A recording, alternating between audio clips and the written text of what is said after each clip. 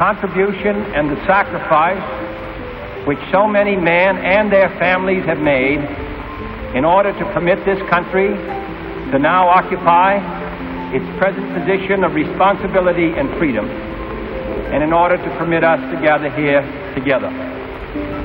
In a world tormented by tension and the possibilities of conflict, we meet in a quiet commemoration of an historic day of peace.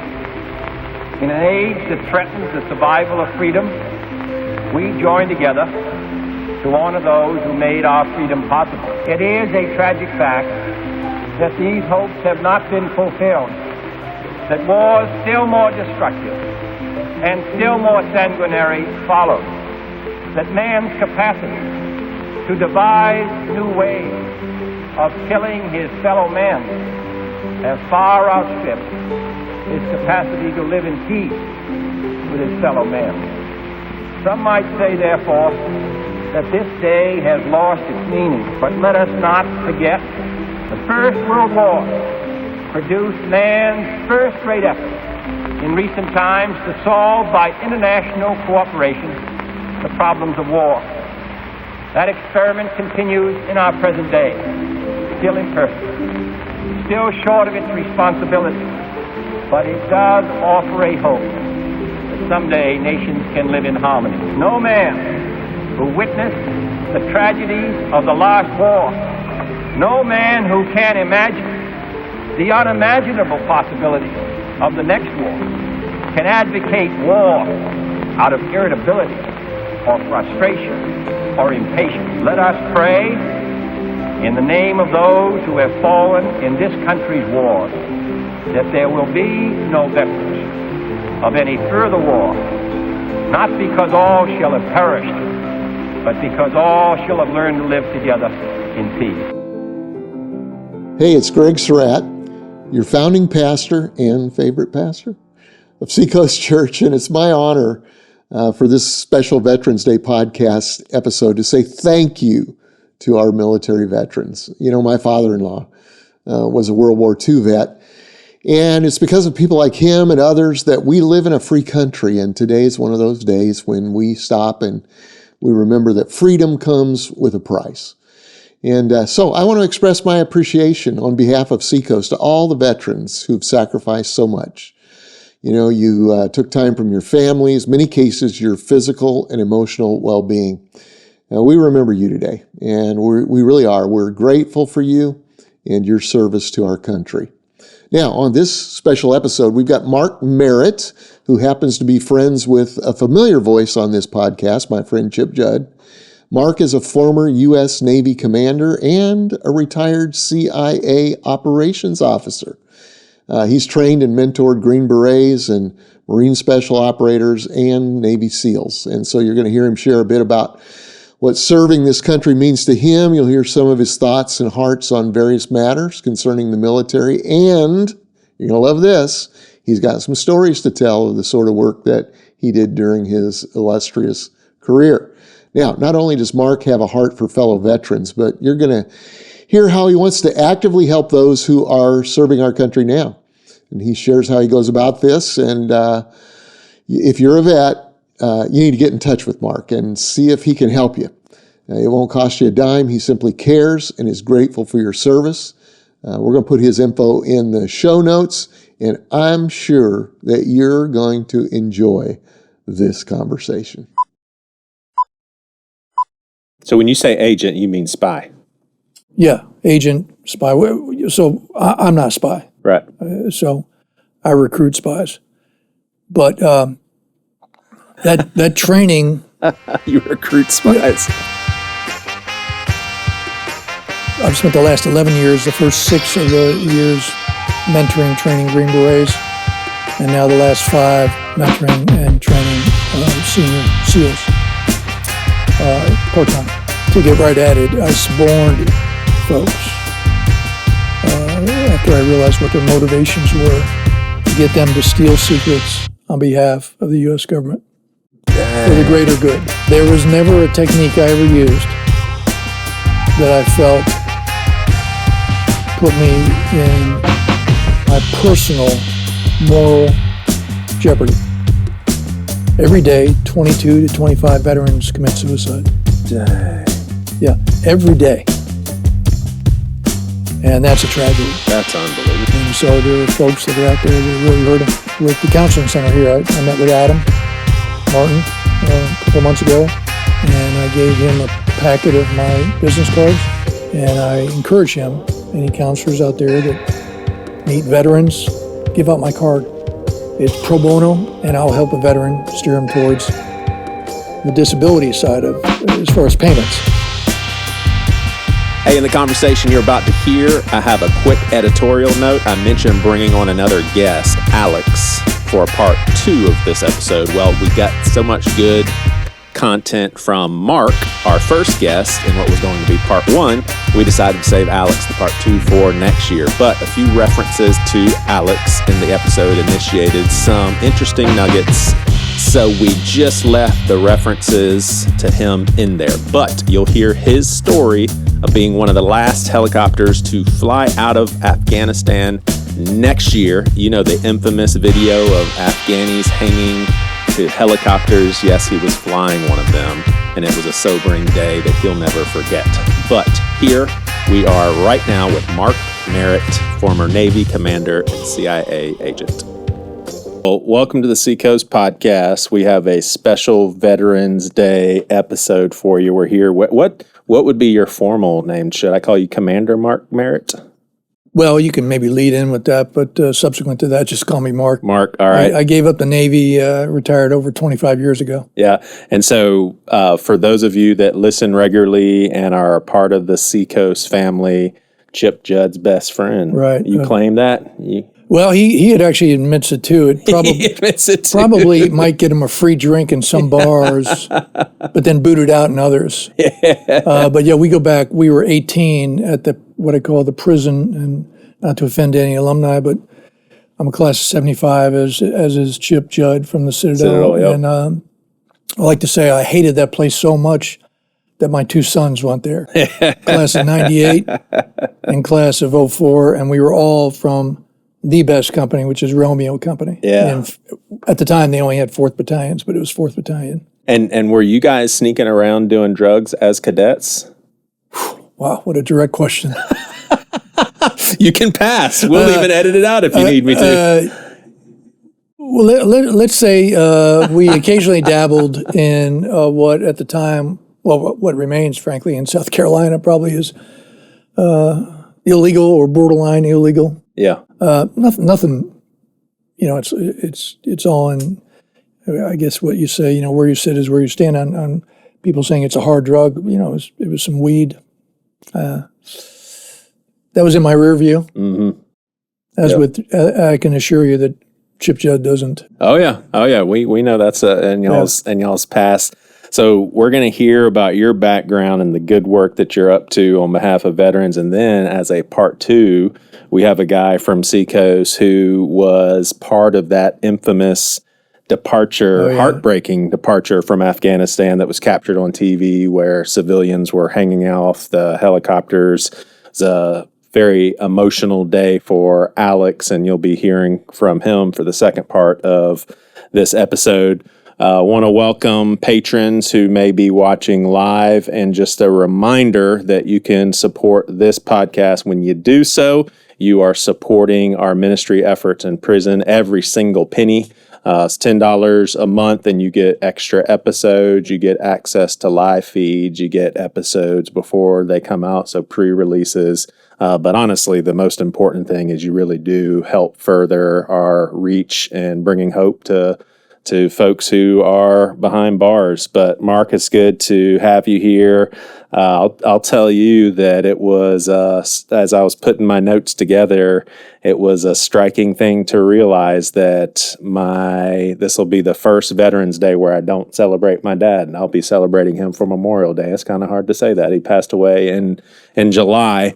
But here's, sorry to hear that. I appreciate it. Here's, I thought this was jaw-dropping, and I won't say the business.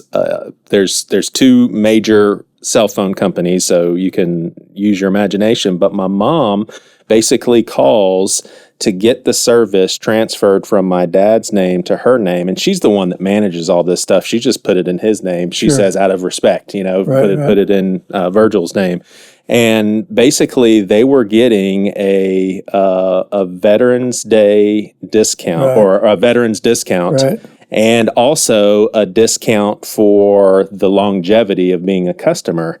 And so she switches it over to her name, and then she saw where they lost the discounts, and she's like, "Okay, well, I can understand the whole veterans discount not applying to me." Which still is like, well, she's a widow of a veteran. It generally does. You would just continue that. But she literally calls them and says, "Hey, we also lost the discount for being, 15, 20-year customers." And they said, "Oh, well, we transferred it to your name. And so it comes into play now as a brand new customer." Oh, wow. And they would not back down from that position. I'm like, you got to be kidding me. No respect for a veteran's widow. Yeah. I when I deal with, civilian or establishments, one of the first questions I ask is, do you give a veterans discount? Yeah. And then I might shame them a little bit. Hey, a couple things on that. Your mother, there's a very good, am I allowed to say brand names? Sure. Yeah, USAA.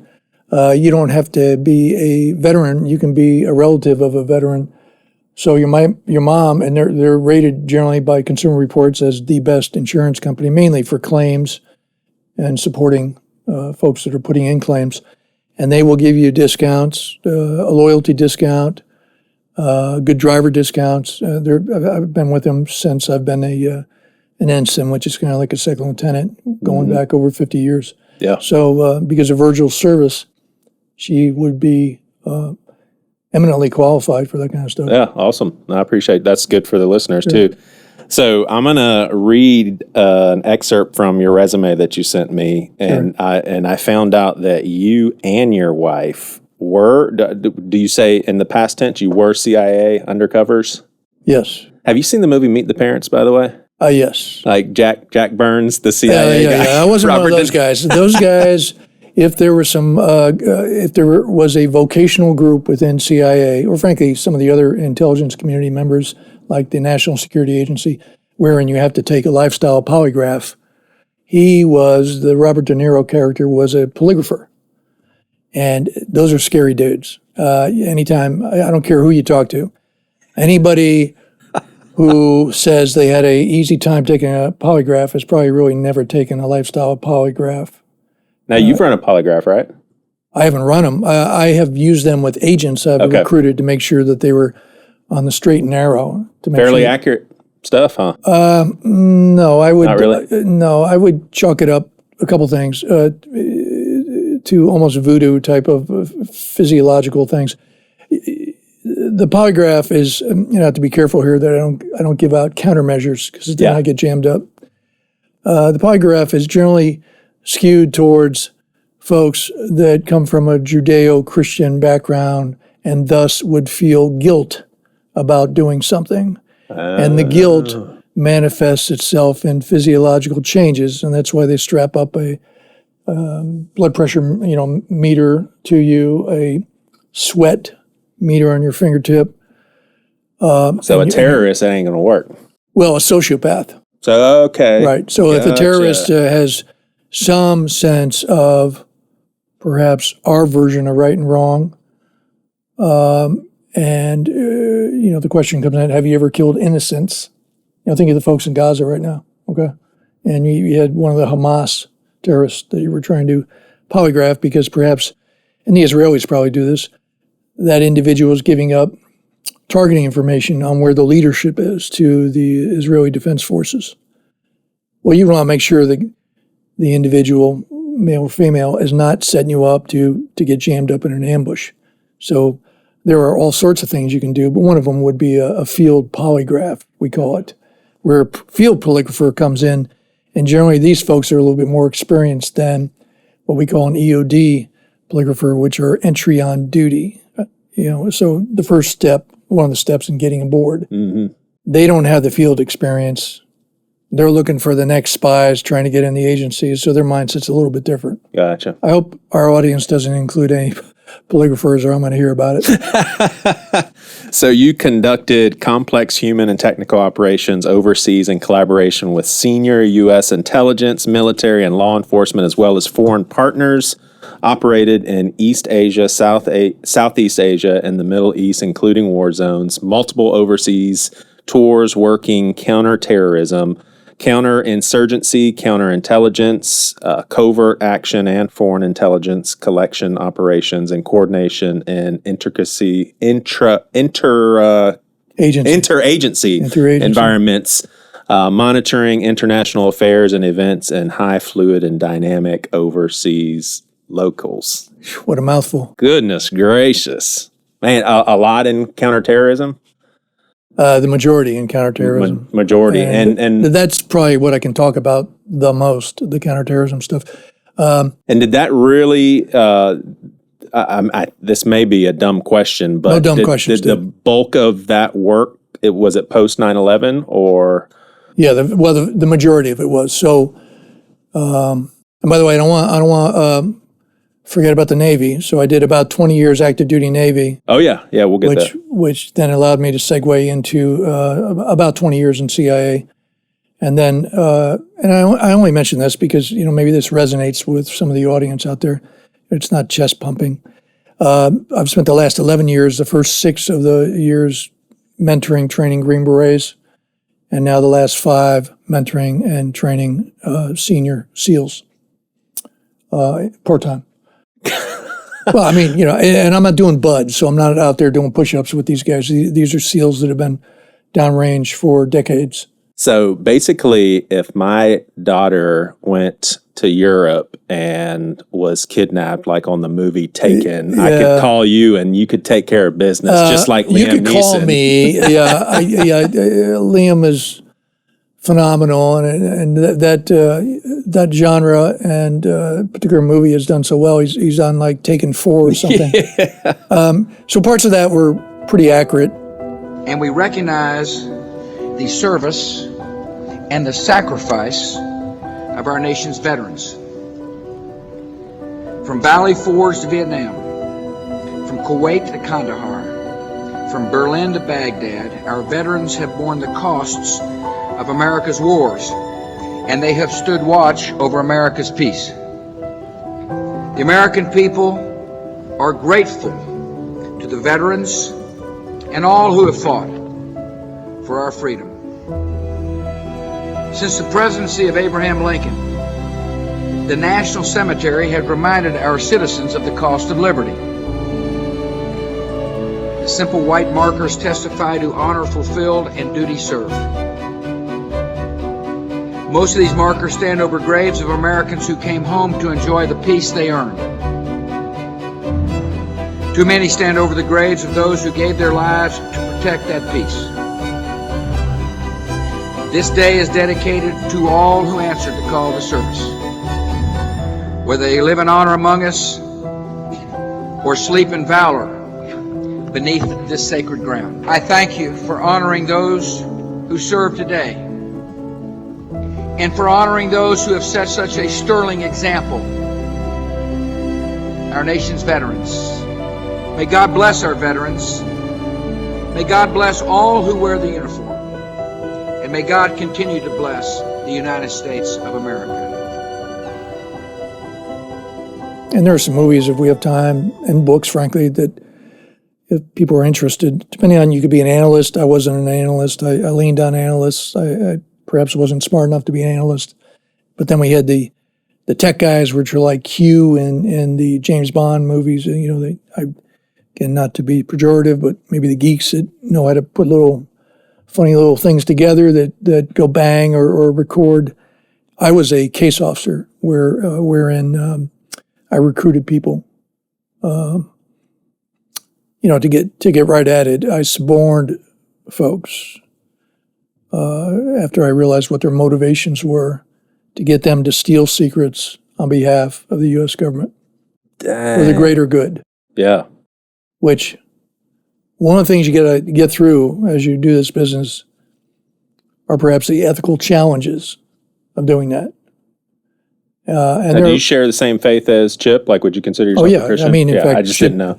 Chip's the one that helped lead my wife and I, and this is back in I'm going to date myself here, all the way back to 1976. So I came back from one of these Navy deployments, which were kind of unique in and of themselves. And Chip was going to a street front church right there in Ashley, West Ashley. And Chip will tell you he was a little nervous asking me, because we were best friends by then. We had been best men at each other's weddings, and by a year's separation, I got married. My wife and I got married first. And he was afraid he was going to lose his best friend because I was dealing with nuclear weapons and some other stuff that I was able to get through that minefield. But for some people, it could be a showstopper. Hey, there's a dichotomy here. How do I do this and rationalize that? So yeah. So you were getting who to steal secrets?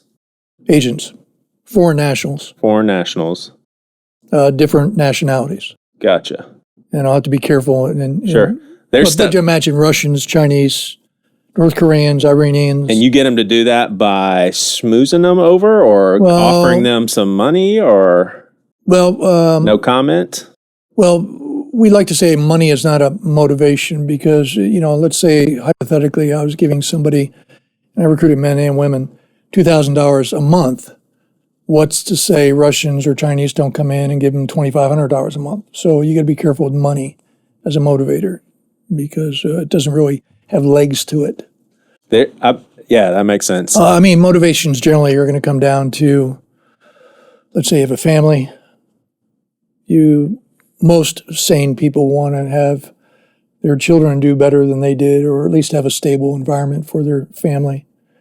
And there are a lot of places overseas that are not stable, or because of their birth, or their tribe, or their clan, or their gender, they are starting from what some would profess are unfair positions to begin with.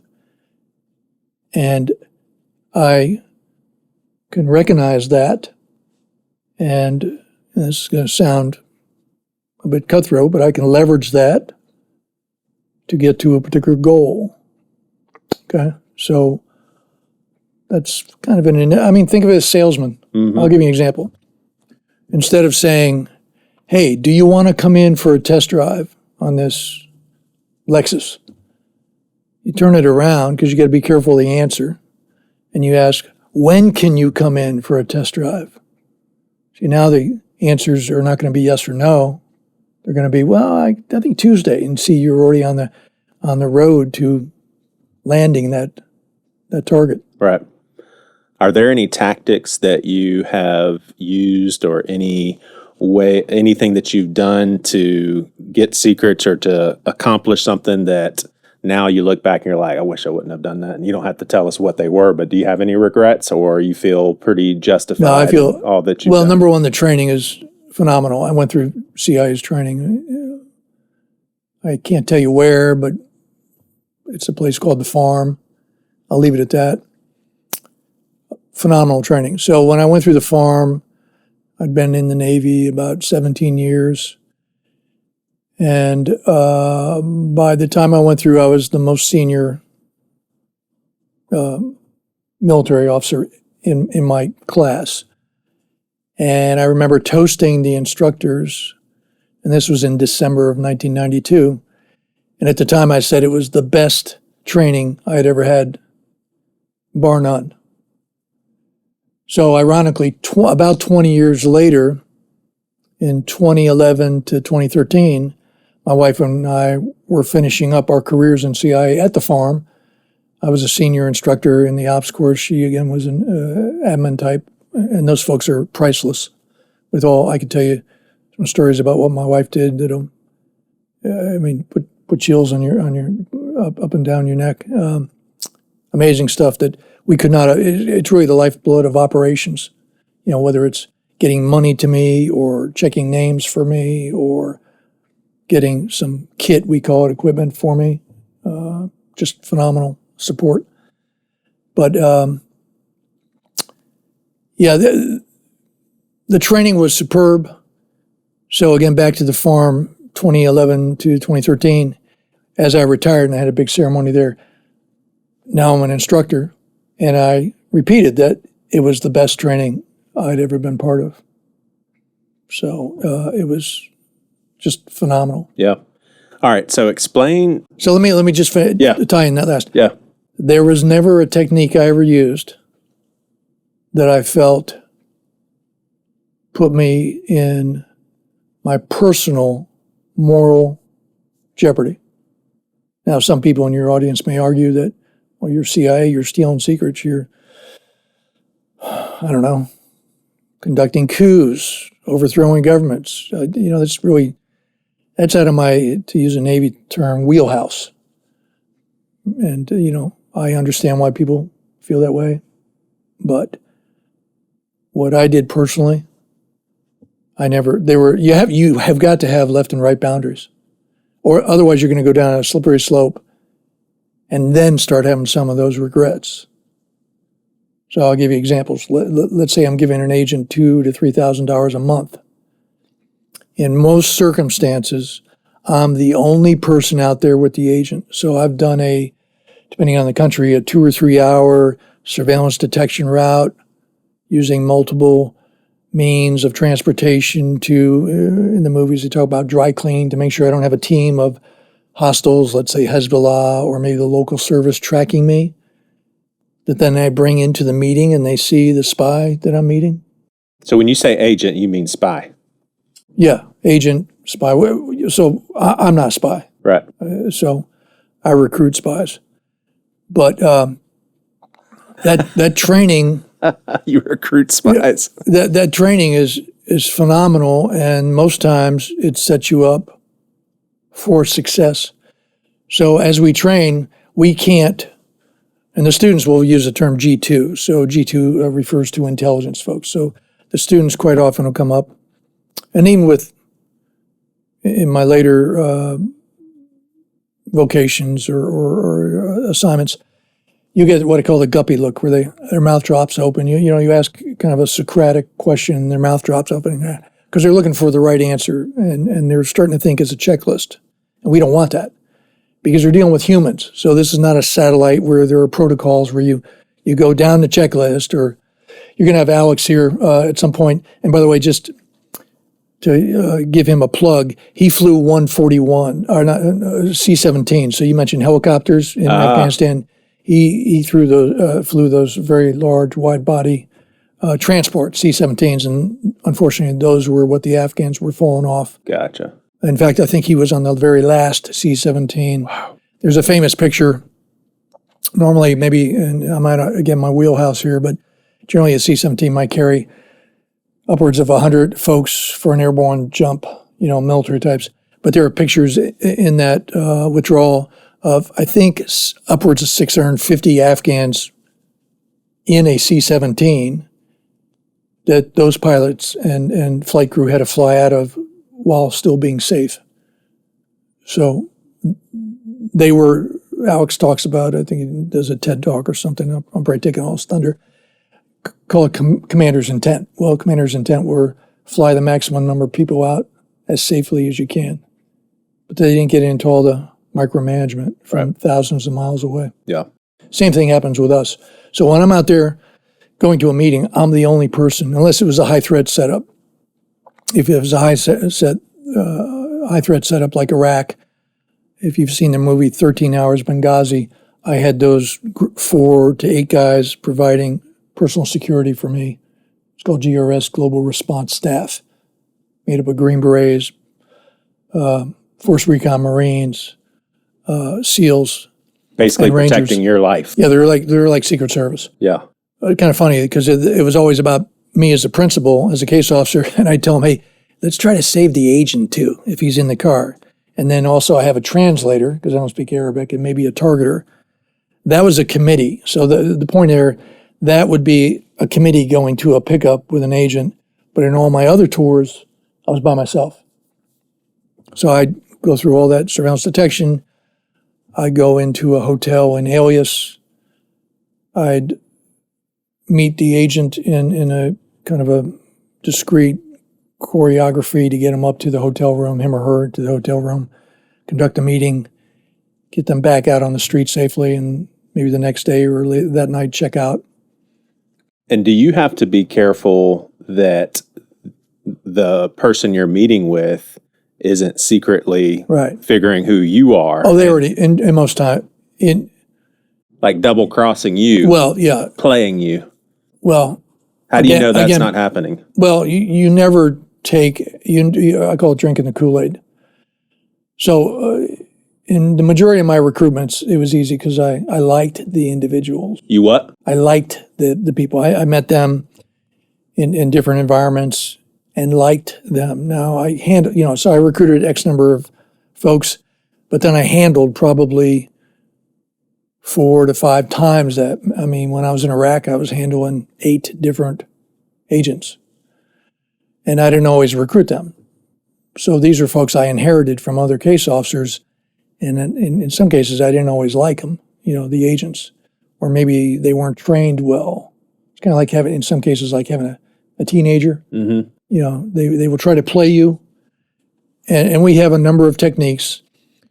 Now, we can be burned, and I don't think I was ever burned. I've been part of operations in different countries where ultimately we determined the agent was a fabricator, a double agent. And I know of experiences like the Coast tragedy, where in Coast, Afghanistan in 2009, we lost the highest number of CIA officers since the Beirut bombing. Dang. So the Beirut bombing was like 83. We had the Marine barracks with, unfortunately, about 214, I think, or north of that, of mainly Marines, but also, I think, some Navy corpsmen. At the same time, we had 7 or 8 CIA folks in the U.S. Embassy in Beirut, I think either before or shortly thereafter, killed as well. So Coast was a repeat of that. We had somebody that the Jordanians had told us they had vetted. We had never met. There was enormous pressure on CIA in particular, but the intelligence community to get bin Laden. So it's a great movie called Zero Dark 30. Oh, yeah, I've seen it. There's a brand new documentary on Netflix on his capture. If you haven't seen it, it's worth it. Yeah, I think the Netflix may also have the documentary on a guy named Balawi. So there's a great book called Triple Agent by a guy named, I think, Tim Weldon Werner. I may get the last name wrong. I would submit he was never a triple agent. He was always a single agent. The Jordanian. I don't even know what a triple agent is. Well, so the Jordanians captured him and said he was affiliated with Al Qaeda. He was captured in Jordan. So the George said he was a Al Qaeda facilitator, or he's actually a social influencer on kind of like a podcast, actually, under an alias. But they found him. Well, then they supposedly flipped him, where he was going to work for the Jordanians and by extension us. That would make him a double agent. Well, he went into the area between Afghanistan and Pakistan. Is called far something. It's essentially an ungoverned area. Think of the West before we became states, Montana, Wyoming, kind of rugged. Balawi was meeting very senior Al Qaeda officials there. So the thought was he was going to come back out. He was a real doctor, and then give us indicators of where bin Laden or Zawahiri or the lead echelon of Al Qaeda might be. Because remember, this is 9 years after 9/11. So we never really nailed down where he was. Right. We thought he was in Tora Bora, but he essentially escaped, and that's a whole different story. So was that part of your work, was finding Osama bin Laden? Like that you worked on that? I worked on Al Qaeda, but mainly franchises. So. And I'm sorry, I'm making you jump all over the place. We could literally make hours of podcasts. And I don't want to bore anybody to the No, it's not boring. So let me see. My wife and I spent about 6 years and 2 tours in Indonesia. So in Indonesia, it was I'll call them franchises. So Al Qaeda was Al Qaeda means the base, and think of it as kind of a loose corporation with a lot of different holding companies. So there wasn't really an echelon of, let's say, a blue-collar firm like IBM with every reporting echelons. It was kind of a franchise business. So if you're a franchise and you make the right noise, whether it's going after Americans or Westerners or heretics in the Muslim community, and it sounds like your plan's right, Al-Qaeda might send you money to execute those plans. So in Indonesia, it was a group called Jemaah Islamiyah, made up of mainly Indonesians, Malaysians, with some guidance from Al-Qaeda. In the Philippines, it was a group called Abu Sayyaf, which, I don't want to sound too grim, beheaded Americans, kidnapped Americans. There's a great book about the Burhams, which were a missionary couple that were captured by Abu Sayyaf. And unfortunately, the husband, who was like a pastor there, he died protecting his wife from an assault when the Phil military came in to try to rescue him. And the wife survived, and she wrote a book. I think it's called Tears of My Soul, but I may have the title wrong. So that's Indonesia, the Philippines. In Iraq, it was ISIS or ISIL that everybody's familiar with. Mm-hmm. In Jordan, it was mainly ISIS by that time. Yeah. What presidency benefited mostly from your service in the CIA? In the agency? Bush or Obama? I was what we would call a detailee, also known as a hostage at CIA. So I was on active duty. And my last 3 years of 20, a little bit north of 20 on active duty were at the agency. So at the time, that was the tail end of the Clinton second term. By Bush 43, I was overseas. And then so it was Bush, Obama, and my wife and I formally retired in 2013, which was still Obama. Yeah. And then I came back in as a contractor through 2015. And then with the special ops guys that I've been working with the last decade or so, that was the Trump and the Biden era. Yeah. And now, back to Trump. So CIA for Dummies, what's CIA? Well, CIA is a successor to what's called the OSS. So perhaps going back decades, the OSS was the Office of Strategic Services, also known as OSO Special, because the founder, who was a 2-star Medal of Honor winner named Wild Bill Donovan, he essentially took a lot of the OSS members off or out of Wall Street and Ivy League. So we had for a long time, for decades, the OSS and then its successor, the CIA. I think we were started in 1947 with the National Security Act that also came up with the Secretary of Defense structure, Office Secretary of Defense, and a National Security Council and some other security apparatus of the U.S. government. Not an extension of the military? No, but we remember our roots in the OSS. So, in fact, here's my tattoo, and this arrowhead is one of the arrowheads that the OSS would have. It's the same arrowhead that Green Berets and Special Ops have. Well, that is this tattoo is the clandestine service of the CIA, and in Latin it says, "Seek the truth wherever it leads." That's the point I want to make towards the end of this. How important it is to, I'll just say it now, truth to power. So we are, as CIA, we don't make policy. We, like in the clandestine service, we collect information, and then we have analysts and generally the Director of Analysis, the DI. They look at it. They fuse information from different, whether it's human intelligence, which I got, or satellites, or from National Security Agent SIGINT. They fuse it, and then they'll provide, let's say, not an opinion piece, but a summary, an analytical summary, using what they know, and they might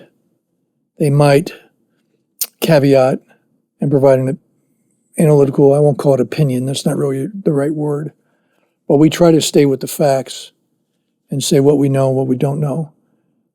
We try to not engender any bias. So we lay it out for the policymakers, and the policymakers make the final decision. So for example, when the Trump administration bombed the Iranian nuclear facilities, obviously the administration would have reached out to the intelligence community, different aspects of it. I'm leaving a very important one out called NGA, National Geospatial Agency, which does the mapping and terrain stuff and infrared and sensor stuff, all sorts of other stuff that are beyond my cognitive abilities to even understand. Those packages or targeting packages generally are sent up through, the Secretary now of War, that organization, and laid in front of the President and national security apparatus to make decisions on whether we go or don't go. So it would have been unlikely for CIA officers to opine that, yes, we should go bomb the Iranian facility using B-2s, because that's policymaker stuff. But we would have been in there in the mix along with the other elements of the IC going, well, here's what we think the structure is about. And generally the Defense Intelligence Agency, another big player in this IC scheme, they would have probably taken the lead on, hey, it's going to take these kind of weapons to degrade or eliminate that threat. But the policymakers, at the end of the day, make those decisions. So I get back to truth to power. Shouldn't skew it. Shouldn't bring your bias into it. Just lay it out. Good and bad. Yeah. So back to CIA, if we have time. You asked about it. So in a nutshell, and you can go on to the CIA's website, cia.gov, and pull all this stuff down as one source. Historically, the CIA's got several directorates. So think of big organizations, sub-organizations overall the CIA. So the director of CIA is in charge. He has a deputy that used to be in the past a 4-star military officer. That's changed over the last few iterations. And he has the director of analysis, which is called DI. It has the DO, which is what I came out of, my wife and I both, the director of operations.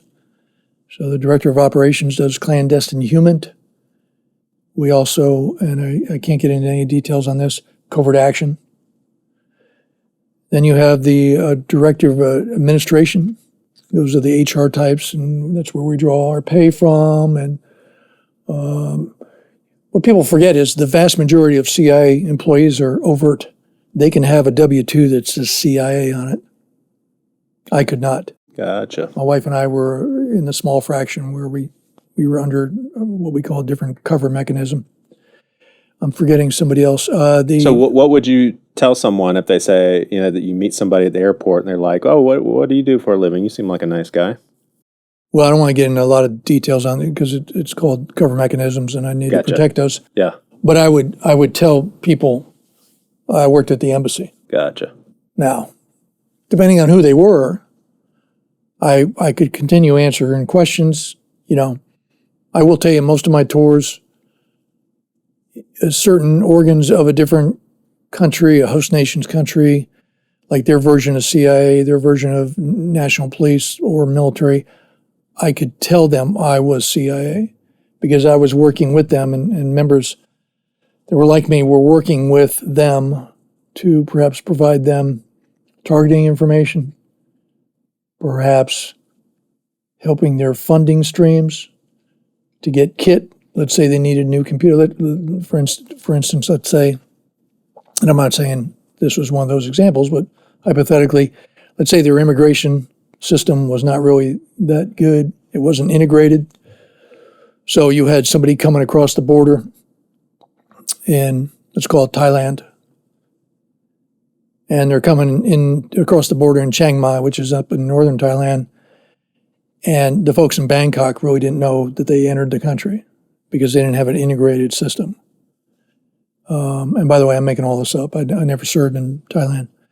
But perhaps we could help them integrate their system so that when somebody did come across in Chiang Mai, the folks in Bangkok would get a real-time alert that, hey, so-and-so just came across the border. and he's a bad guy, he's on a watch list, and then we would work with that host nation to do something, surveil, pick up, maybe allow to go, just to figure out what they're all about. Yeah. A few moments ago, I placed a wreath at the tomb of the unknown soldier. And as I stepped back and stood during the moment of silence that followed, I said a small prayer. And it occurred to me that each of my predecessors has had a similar moment, and I wondered if our prayers weren't very much the same, if not identical. We celebrate Veterans Day on the anniversary of the armistice that ended World War I, and I wonder, in fact, if all Americans' prayers aren't the same as those I mentioned a moment ago. No matter what time of year it is or what time of day, there are always people who come to this cemetery, leave a flag or a flower or a little rock on a headstone, and they stop and bow their heads and communicate what they wished to communicate. They say, "Hello, Johnny," or "Hello, Bob. We still think of you. You're still with us. We never got over you. And we pray for you still, and we'll see you again. We'll all meet again." In a way, they represent us, these relatives and friends, and they speak for us as they walk among the headstones and remember. It's not so hard to summon memory, but it's hard to recapture meaning. And the living have a responsibility to remember the conditions that led to the wars in which our heroes died. Perhaps we can start by remembering this, that all of those who died for us and our country were, in one way or another, victims of a peace process that failed, victims of a decision to forget certain things, to forget, for instance, that the surest way to keep a peace going is to stay strong. Weakness, after all, is a temptation. It tempts the pugnacious to assert themselves. But strength is a declaration that cannot be misunderstood. In your position, do you try to neutralize whoever the president is in your mind, with the political polarity that we have in society? To you, it's no matter who it is, it's commander-in-chief. Right. I not to be down the weeds, but I avoid words when you're talking to a CIA officer like neutralize. Yeah. That's a bad verb. Gotcha. Because then all the conspiracy types are going to come out. I mean, I'll tell you very quickly as an aside. Well, the answer is I do try. I try not to bring my politics into this. Yeah. Remember, truth to power. I swore an oath. I swore an oath when I was in the military, and every time I was promoted in the military, I re-swore that oath. Every time I was promoted, and then when I joined the agency, the same oath to the Constitution. Not to an administration, not to a person, not to an organization, to the Constitution. So that is an oath that I try to uphold. Yep. And so the answer is, it's a blank slate. Now, it doesn't mean I don't have an opinion, but by also the same token, particularly where I came from, I don't know if I was prohibited. I think I was, but in case anybody is out in the audience and knows better, I was strongly discouraged from being on social media for a lot of reasons. For my cover, for my well-being, because I was in a country, not everybody liked CIA in that country. I think of Iraq and some of these other countries. But I didn't go on social media. And so I continue to, with the exception of maybe one platform, I don't go on social media for a lot of reasons.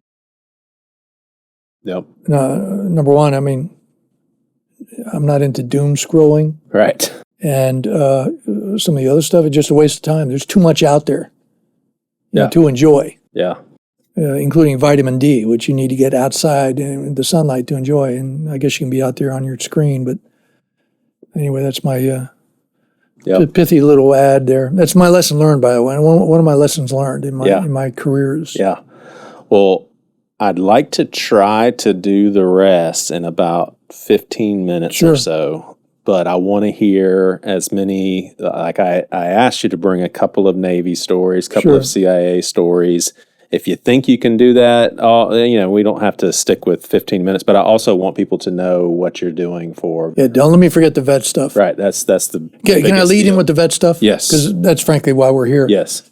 So, in the last 3 years, I have become less ignorant, we'll call it, on what I call, and I'm not trying to pick on anybody, particularly anybody that might be employed with the VA, but my personal experience with the VA has been it's kind of like learning a different language.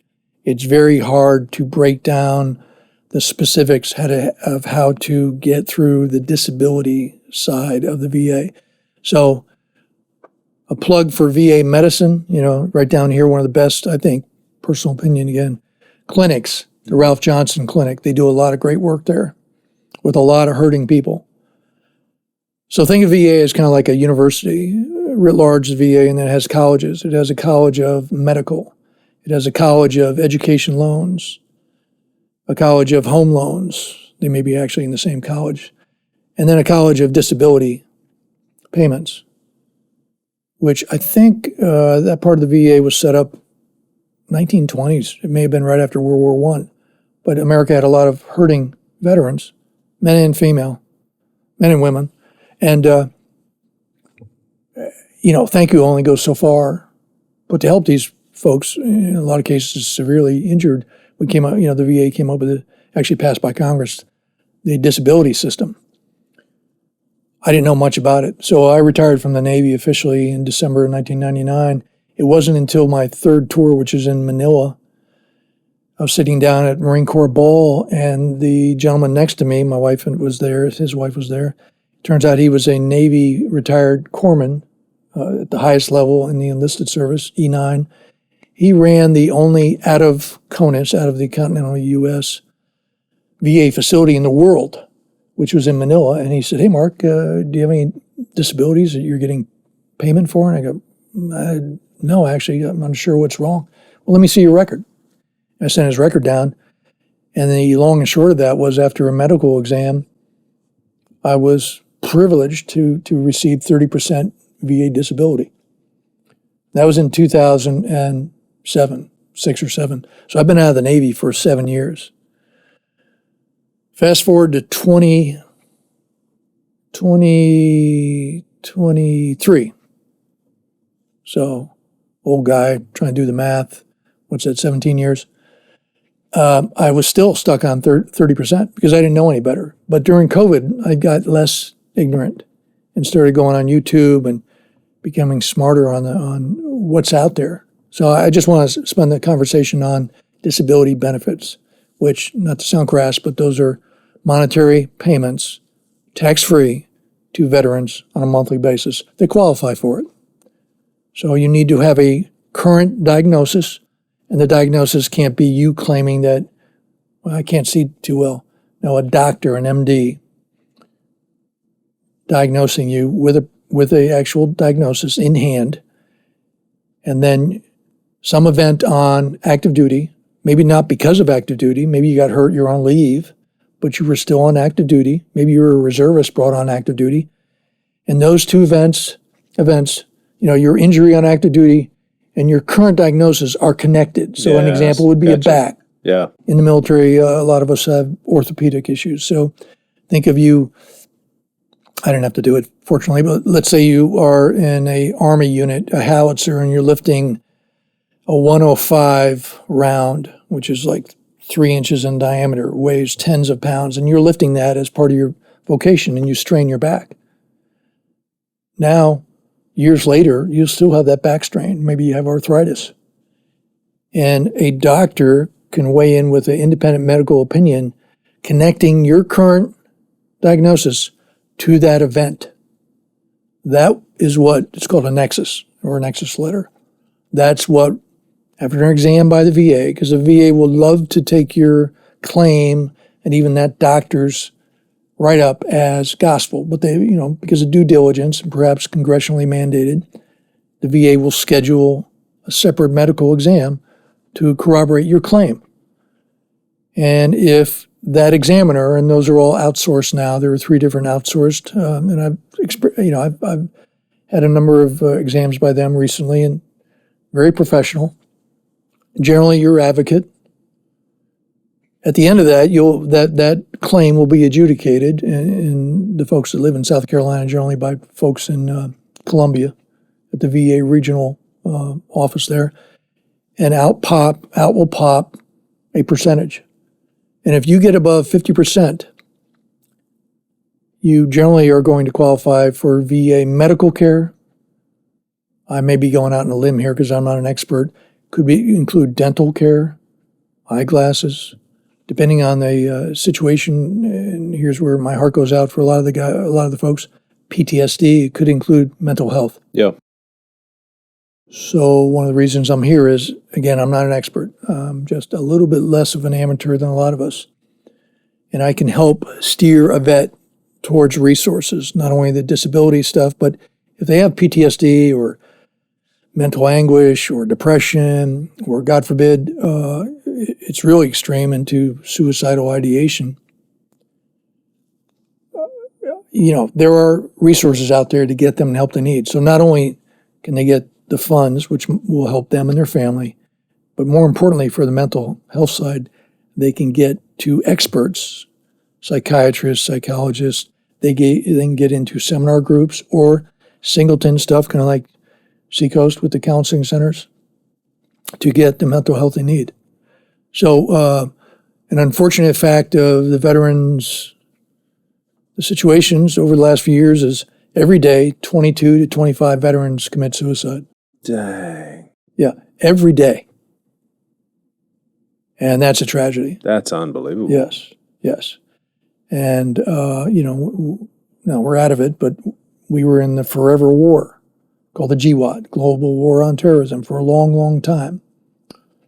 And so there are folks that are out there that are really hurting. So I do, in fact, with the counseling center here, I met with Adam Martin a couple months ago. The great work the counseling center is doing. And I gave him a packet of my business cards, not really a business, and I encourage him, any counselors out there that meet veterans or ask if, hey, are you a veteran, or I'm related, or I know of a veteran, to give out my card. It's pro bono. I had to look that up, Latin again, free. And I'll help a veteran steer him towards the disability side of, as far as payments. It's like a personal consultant to help them. You're right. And I'm not certified. I'm trying to become certified by one of what they call the veteran service organizations, American Legion. Charleston County has its own office, Disabled American Vets, who I found to be some of the best. That's a free service. They don't have to pay to get expert advice and guidance to get their claim package to the VA. And it can happen within a couple, 3 months, depending on their situation and how complex their claim is. And you'll help somebody for free. Yeah, I actually have, not to, again, pound my chest pounding, but I've helped 3 or 4. Now, I've reached out to probably individually 30, 40, 50 vets. By the way, a plug for my oldest son. He was an Apache pilot, 8 years flying Apaches. He had a tour in Baghdad, a 1-year tour. He also had a tour in South Korea. So he was what I call in the suck. But he's been a Austin, Texas fire. He's a fire lieutenant now for many years. And, as a group, firefighters and also law enforcement, a lot of these folks have a background in the military. So I've worked with some of his colleagues. I told you our youngest son remains on active duty, so he's a Night Stalker. Black Hawk Down, that movie, he flies there really are black helicopters out there. He flies the Chinooks. He's a colonel. He's got 20 years, and a lot of his folks have been in the GWOT, the Global War on Terrorism. And while they're on active duty, or I think even as a reserve, you can't make these claims, but they're available to you after your career or your time. You don't even have to be retired. You can do a 2 to 4 year hitch get out, and if you have current diagnoses of issues, I can help steer you towards at least getting disability payments. And if you have mental health challenges, I encourage you to not only the Seacoast Counseling Center, but the VA has wonderful resources. They're free. Yeah. So what, we'll put your email address in the show notes, like you want just fine. anybody to be able to reach out to you? Sure. Thanks, Matt. I mean, thank you for all your services. Thank you for all you've done for our country. And now thank you for giving the attention to people that really, I mean, I think it's an appropriate word, deserve it. Yeah. Absolutely. Yeah, deserve it. most of them do. Now, there might be a little homework, when folks contact me, there's a one-page form here. I have them fill out, and it just helps me, along with what's called a DD 214, which is a one-page summary of their career. It helps me focus on the right questions to ask them to narrow down what their disabilities might be. I'll give you an example. There may have been a Navy enlisted aircraft carrier handler of aircraft helping to fly F-18s and F-35s off a carrier, and they notice after their career that they're going deaf. Well, they've been exposed to very high decibels from Navy aircraft, and maybe it was because of their time on an aircraft carrier or a ship, in that environment. I can ask them questions and then talk to them, try to convince them to go get a hearing test, which might be on their own dime, by the way. And then based on that test, we could work with the VA and out pops maybe 10%, 20% disability. Man, thank you so much. Yeah, why don't you hit us up with a couple stories and then we'll transition Well, do you want to hear the Navy stories or the CIA stories? One of each. One of each, okay. Navy story, all right. And by the way, I love the Navy. 20 plus years, it got me started again. So the Navy was a good career, a great career actually. But in the Navy, I always viewed myself as kind of I didn't have the eyesight to fly jets or be a SEAL. My eyesight actually was pretty poor back in the day. So I enjoyed the Navy. I always felt like I was kind of a support guy in the Navy to warfighters. Then when I got in the agency, though, as a case officer, I'm sure members of the audience would go, "Nah, it's not the same thing." Maybe Alex with his C-17s. Hey, I was a pilot, not the same thing. But I always felt like as a case officer, you were kind of on the pointy end. And I love the agency. The wife and I had to retire. We hit a mandatory retirement age and had to retire. Otherwise, I think I would have been one of these 80 or 90-year-old guys going, "Hey, Joe, you want to join you want to come and work with the CIA?" And you would have turned around and hightailed it away. So a couple stories. So the Navy, probably one of the most unusual experiences. My first tour in the Navy was actually here in Charleston before the Navy base shrunk down, skinnied down because of cuts. So it's December of 2020, of actually 1975. So I'm really dating myself. Yeah. I graduated from the Citadel in May of 75. I went through training.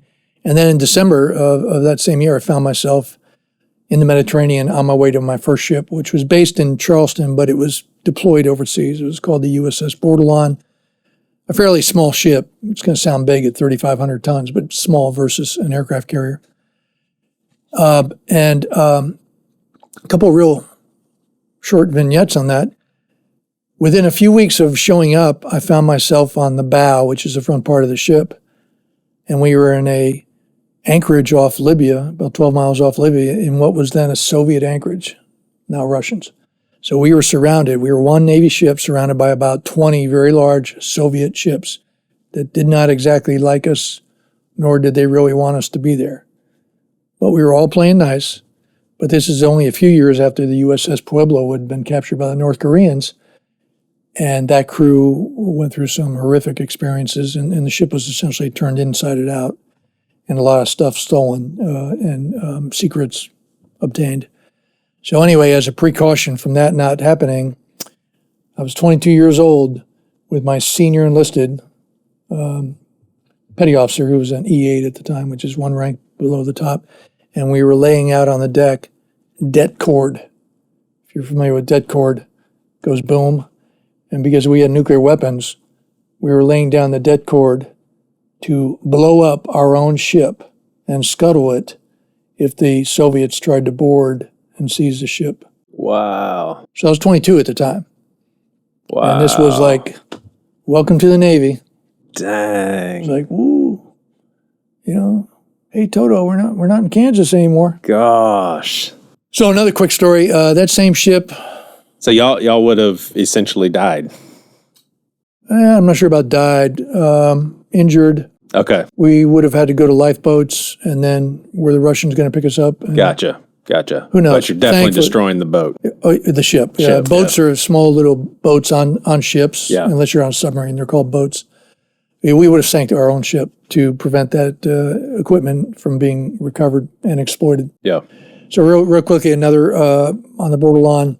A few months later, the same ship, we're over in the North Sea, which is several hundred miles north of England. It's September. The waves are very high. It's at night.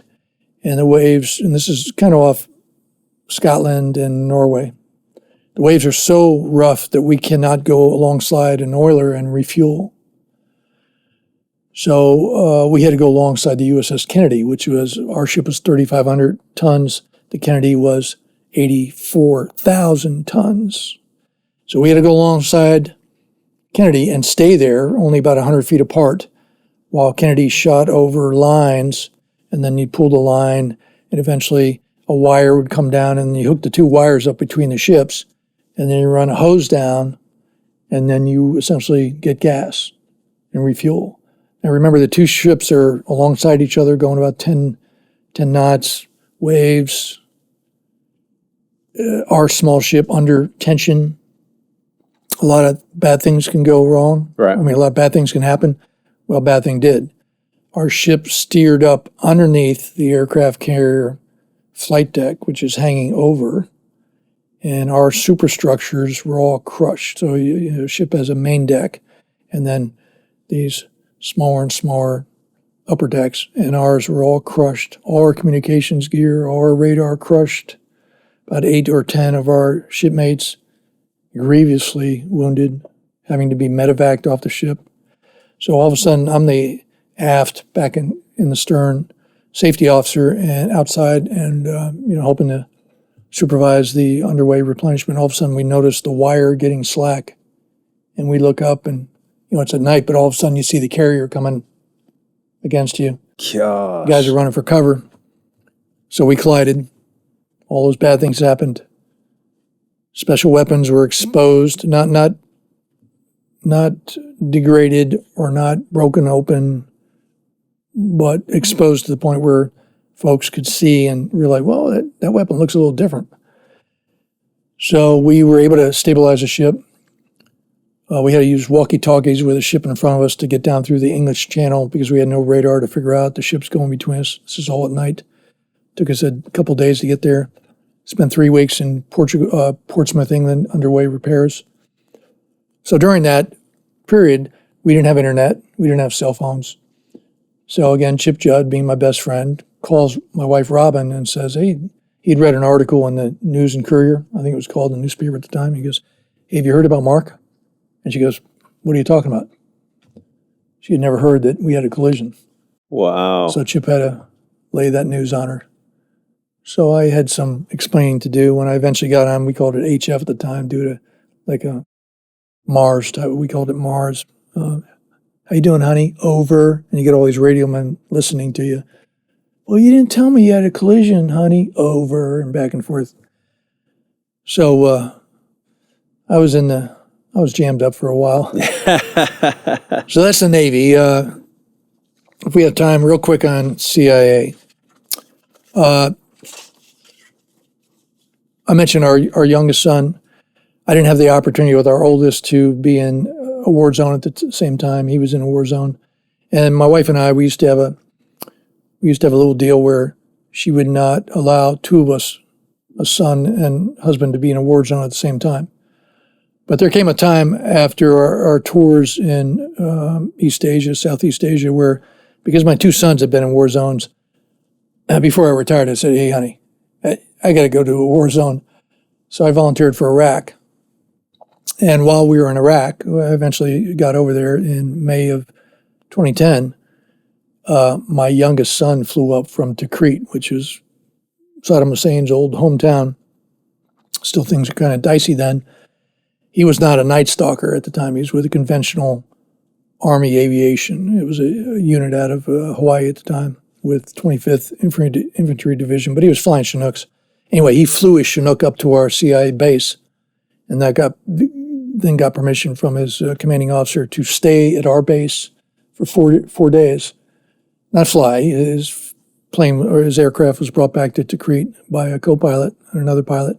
So he spent 4 days with us, and he loved it. We took him out with that service global response staff I was telling you about, made up of a bunch of SEALs and former SEALs and Green Beret. And so my son got to shoot, and he was like a kid in a candy store. He was like, "Dad, I want to quit the military and join you guys," because at the time my wife was with our air branch, our paramilitary branch back at CIA. So I said, "Hey, dude, take a chill. There's always going to be a need, I think, personally, for the CIA to be out there. Always some trashy place to show up at.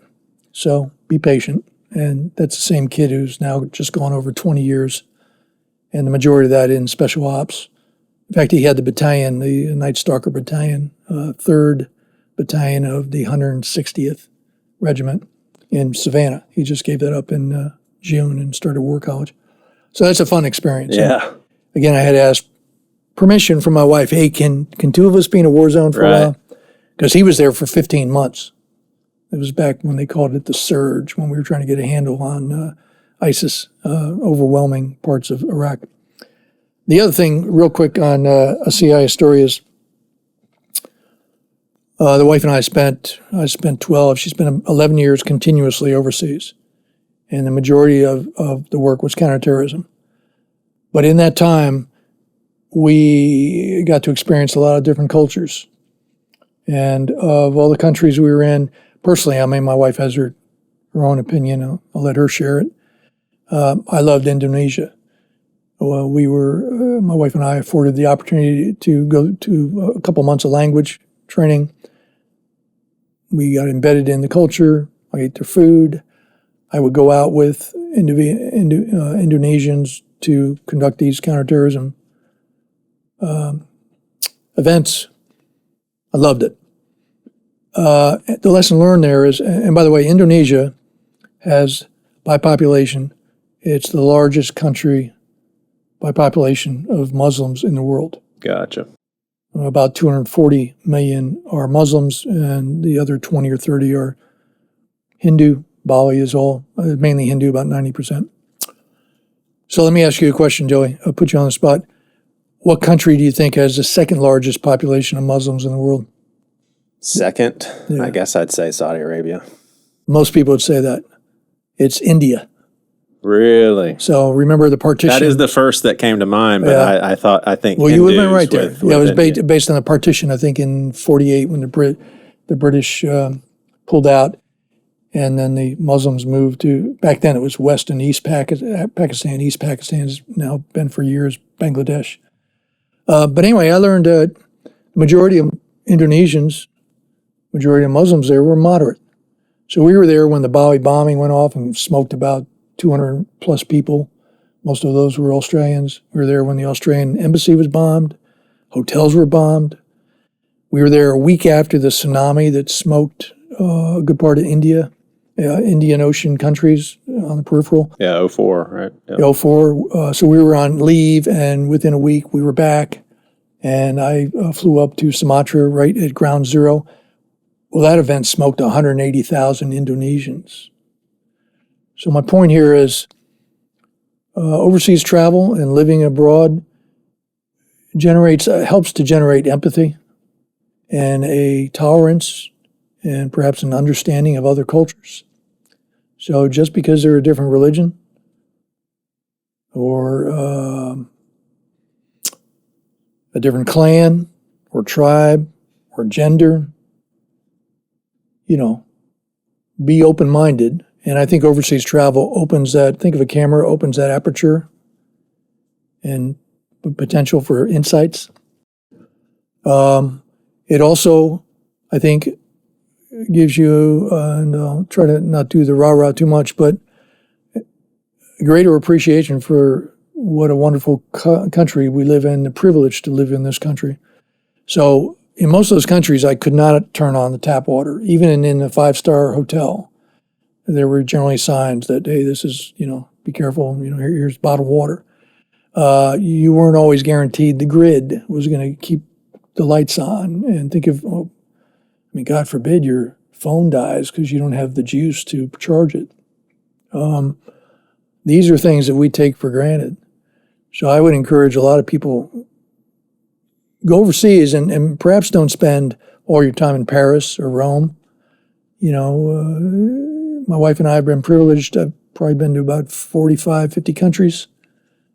Some of them continue to have populations that are challenged by the grim reality of day-to-day life. So that's my story. Man, good stuff. Yeah. I appreciate it. Appreciate the work that you do, and we're gonna get word out. So yeah, especially on the veteran side. Not so much about what Mark and my bride of 50 plus years, Robin, have done, but I'm excited about the potential with the veterans.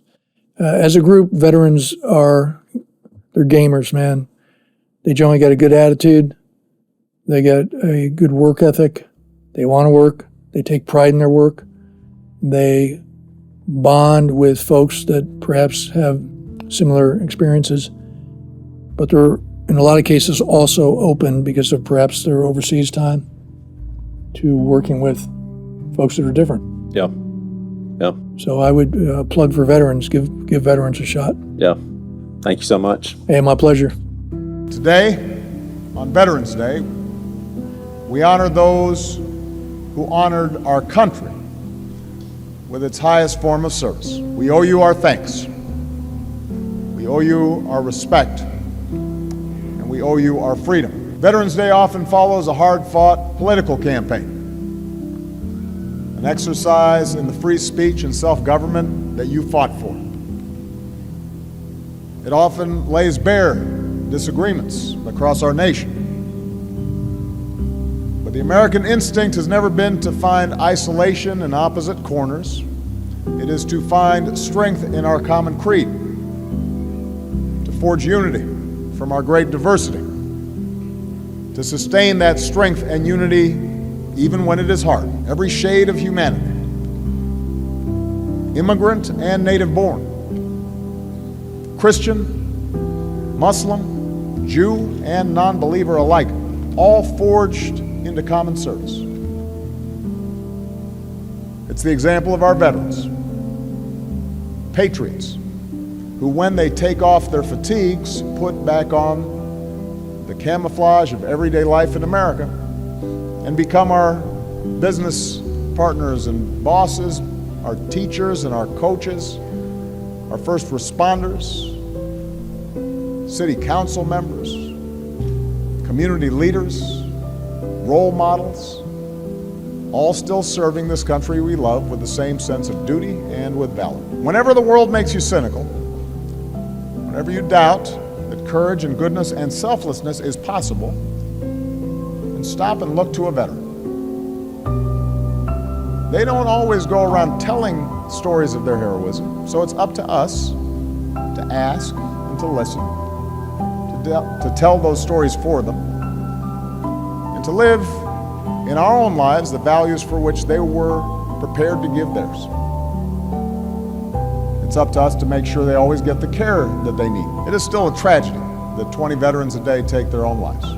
We have to get them the help they need. On Veterans Day, we acknowledge humbly that we can never serve our veterans in quite the same way that they served us, but we can try. We can practice kindness, we can pay it forward, we can volunteer, we can serve, we can respect one another, we can always get each other's backs. That is what Veterans Day asks all of us to think about. May God bless all who served and still do. And may God bless the United States of America. You've been watching Seacoast Church's Things You Won't Hear on Sunday podcast. You can now become a patron of this podcast and receive exclusive content. Your support goes towards Seacoast ministry efforts and local presence. Also, be sure to leave us a review and subscribe to this podcast so that you get these episodes as soon as they're released. All of this information can be found in the show notes. Thanks for watching.